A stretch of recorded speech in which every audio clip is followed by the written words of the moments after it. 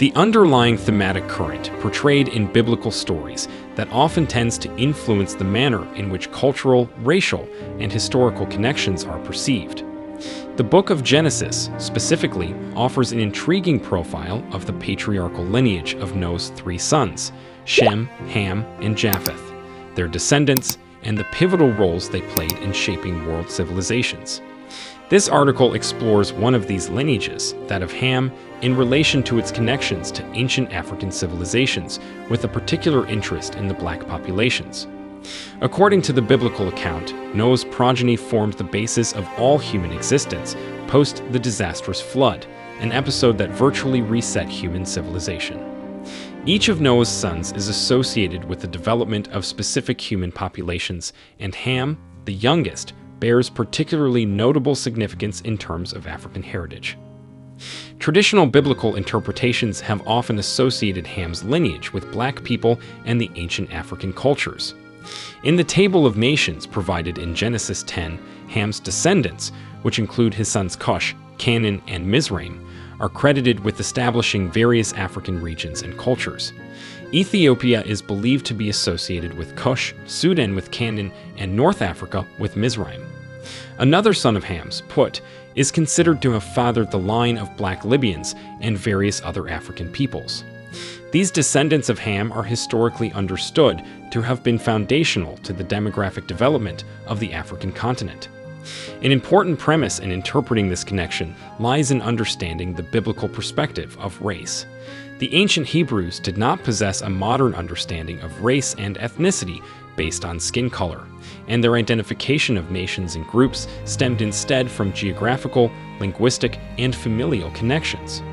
Thus, the association of Ham's lineage with dark-skinned peoples does not stem from racial typification, but rather geographical and perhaps even cultural associations. Comprehending the intricate association of Ham's lineage with African civilizations and dark-skinned peoples requires a clear interpretation and understanding of these historical narratives, particularly from a non-modern and non-Western perspective. A careful analysis of biblical and historical data can provide not only a deeper understanding of this intersection of religious scriptures and history, but could also foster a greater appreciation for the diversity of cultures and civilizations that form the proverbial melting pot of human society.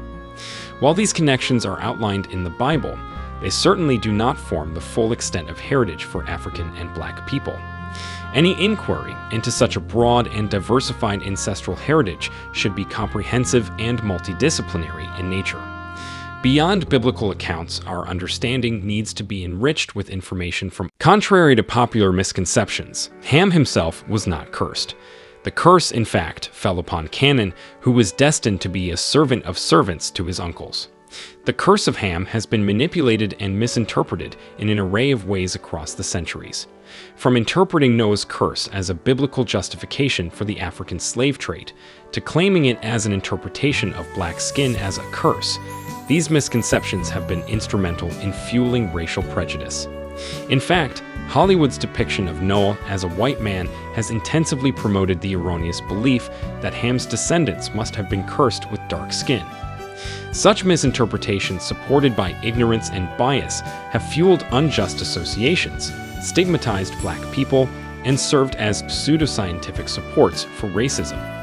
To dispel such errors, one must consider the original historical and cultural situation in which the Bible was written. In the ancient Near East, where this narrative took its form, observing the nakedness of one's parent was seen as a severe breach of respect, a symbolic attempt to seize the patriarch's authority. Thus, the curse was not a verdict based on race, ethnicity, or skin color, but a consequence of Ham's disrespect for his father. Interpreting the Bible's narratives in their correct cultural and historical context is crucial to avoid perpetuating erroneous associations and bolstering unjust societal norms. Ham's actions and the ensuing curse had nothing to do with skin color. Instead, they depicted a classic theme of familial discord and the consequences of disrespecting parental authority within its ancient Near Eastern context. Engaging with this narrative purely within its original context eliminates any ground for its exploitation as a tool for racial discrimination. This understanding is key to interpreting the role of Ham's lineage in shaping the African civilizations. Ham is not outwardly condemned because of his actions, but on the contrary, some of his descendants are shown to have great power and influence, such as Nimrod, a mighty hunter and king. It is thus important to point out that the curse of Ham does not apply, in any sense, to all African or Black people. It's therefore crucial to avoid a simplified reading of the Bible that ignores the complexity of its narratives and their historical context. Such an approach only contributes to a distortion of information, resulting in harmful stigmas and stereotypes. Instead, these narratives should be studied and understood for what they truly represent: complex narratives of human behavior and society revealed within their historical and cultural context. In pursuit of gaining a comprehensive understanding of the historical connection between African civilizations and dark-skinned peoples, we must venture beyond the biblical narratives and explore the larger realm of academic disciplines. These include, but are not limited to, archaeology, linguistics, genetics, and oral traditions. Sticking to a single source of information, although as intricate and illustrative as the Bible, limits the dimensions and depth of our knowledge. Archaeology is particularly useful in tracing the ancestry and migration routes of ancient populations. By studying the remnants and artifacts of past civilizations, we gain invaluable insight into their daily lives, traditions, and technological advancements. Such findings from archaeological digs across Africa can substantiate the biblical narratives and provide a clearer picture of Ham's descendants' historical influence. Linguistics, another key discipline, offers an alternative perspective on cultural affiliations and common historical roots. The study of language patterns, structure, and development across different African communities may hint at common ancestral links, supplementing the genealogical information found in the Bible. In the disciplines of genetics and biogeography, a careful analysis of genetic markers prevalent in present-day African populations can uncover connections between different communities. By tracing these markers, geneticists establish a timeline that explains when and how various genetic traits appeared, providing a map of ancestral connections among different population groups. Such studies can potentially buttress or contest the biblical portrayal of Ham's descendants populating specific regions of Africa. Lastly, oral traditions, frequently seen in African communities, hold a significant place in understanding the Black and African heritage. These customs, passed down from generation to generation, work as living chronicles of a people's past, preserving and promoting the unique cultural identity of diverse cultural groups. They present an alternate historical narrative, potentially challenging or endorsing the connections suggested in biblical accounts. It should be clear that interpreting African heritage based on a single dimension, Ham's lineage according to the Bible, does not paint the full picture. The Sabaean script, the pyramids of Giza, the rock-hewn churches of Lalibela, and the Library of Alexandria are testimonies to the advanced civilizations of Africa that stretch beyond the biblical narrative. Complementary sources of information shed more light on the boundaries and limitations of biblical accounts and help dismiss biases or stereotypes perpetuated by oversimplification or erroneous interpretation of scriptures. Moreover, relying solely on biblical narratives might risk discrediting the contributions of other significant civilizations and cultures on the African continent. It is thus imperative to take a multidisciplinary approach when exploring the origins and history of African and Black peoples to foster a more nuanced understanding of their heritage in all its diversity and richness.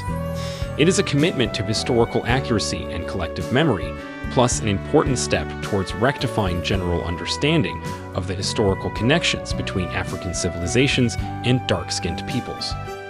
Determining the final resting place of Noah's son Ham is more than a matter of historical curiosity. It's an important element in piecing together the origins and migration patterns of ancient African civilizations closely connected to his descendants. However, the actual location of Ham's burial remains a topic of considerable debate, with theories suggesting that it could be in Ethiopia, Nubia, or even Egypt. Let's start by considering Ethiopia, which biblical and historical accounts often associate with the Cushites, descendants of Cush, one of Ham's sons according to the Bible. Several researchers suggest that Ethiopia could be Ham's final resting place, given the profound influence Cushites held in shaping the region. They established the Kingdom of Cush, a major power in the ancient Northeast African region, with its capital in Meroe, modern-day Sudan. It's conceivable that the physical remains of Ham could have been interred in this significant location, central to the realm of his descendants' reign. Nubia, often seen as interchangeable with or part of Ethiopia in historical texts, presents another potential location. The ancient region of Nubia, which encompasses parts of modern-day northern Sudan and southern Egypt, is well known for its near-obsidian black soil, likely influencing ancient Greek historians to name its inhabitants Nubians, derived from nub, meaning gold. Archaeological excavations reveal that Nubia was a significant cultural and commercial center, with evidence of trade networks and cultural exchange with Egypt. The connection between Ham and this thriving ancient civilization further supports theories of his burial within its confines. Then there is Egypt. Flanked by the world's most iconic pyramids, the necropolis of the pharaohs, Egypt stands as an indelible testament of one of the most powerful and enduring civilizations in human history. Notably, Misraim, Ham's son as per the Bible, is often identified with ancient Egypt. The name Misraim is indeed still used to refer to Egypt in the Hebrew language. It is not unfathomable to suggest that Ham could be buried within this land that his descendants ruled for centuries. The architectural grandeur of the ancient Egyptian monuments and tombs could potentially hold the remains of this patriarchal figure to which the region owes its genesis. While the theories are numerous and fascinating, it becomes apparent that the exact location of Ham's burial, whether in Ethiopia, Nubia, or Egypt, remains uncertain. Despite this, each of these potential resting places holds a strong historical connection to Ham's descendants. Perhaps then, tracing Ham's final resting place is less crucial than understanding the broader impact and influence of his lineage across these regions. The overall aim is to embrace a broader and more nuanced approach to understanding historical narratives by not just relying on biblical accounts, but also incorporating archaeological findings, linguistic studies, and other historical and cultural sources. Irrespective of the geographical details of Ham's resting place, it is evident that his lineage played a significant role in the establishment and growth of important African civilizations, their cultures and histories significantly influencing the continent's cultural and historical landscape. The Bible offers an intricate narrative of Ham's lineage and their connections to African civilizations, but it's certainly not the only document to lend valuable historical insight. Other ancient texts, such as the Book of Jubilees, an old Jewish religious work, provide additional layers of understanding and further enrich the narrative about Ham's descendants. The Book of Jubilees, often called the Lesser Genesis or Leptogenesis, is an ancient Jewish religious work that reinterprets the narratives of Genesis and the early part of Exodus. It is already complex and multifaceted, yet further exploration of it reveals deep sociological and historical content. Jubilees presents an elaborate account of the division of the world among Noah's sons, delivering a tantalizing depiction of the territories allotted to each descendant of the three sons. According to the Book of Jubilees, Ham and his sons were assigned 4 regions: Sudan, Cush, Egypt, Misraim, Libya, Put, and Canaan, each becoming a forefather of various African populations.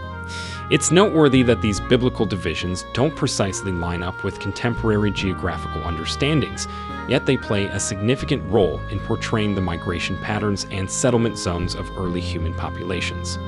The Book of Jubilees also expounds on the conflicts between Noah's descendants, usually centered on land disputes. Ham's son Canaan, for instance, is depicted as breaking the covenant by settling in the land promised to Shem, leading to intergenerational disputes. This narrative echoes the curse of Ham mentioned in Genesis, further showcasing the complexities of the dynamics within Noah's lineage. The significance of the document extends beyond religious interpretations. It plays a crucial role in understanding the historical and cultural divisions that were instrumental in shaping the early civilizations, especially those in Africa. The Book of Jubilees bolsters accounts of Ham's contributions to the diffusion of African cultures and societies, offering a more nuanced perspective that illuminates the prehistoric evolution of African civilizations. However, it's essential to approach the information provided by the Book of Jubilees with an informed perspective. As the text is steeped in religious, historical, and cultural context, a literal interpretation may lead to misconceptions and inaccuracies. Hence, the importance of situating ancient texts within a broader spectrum of historical understanding becomes apparent.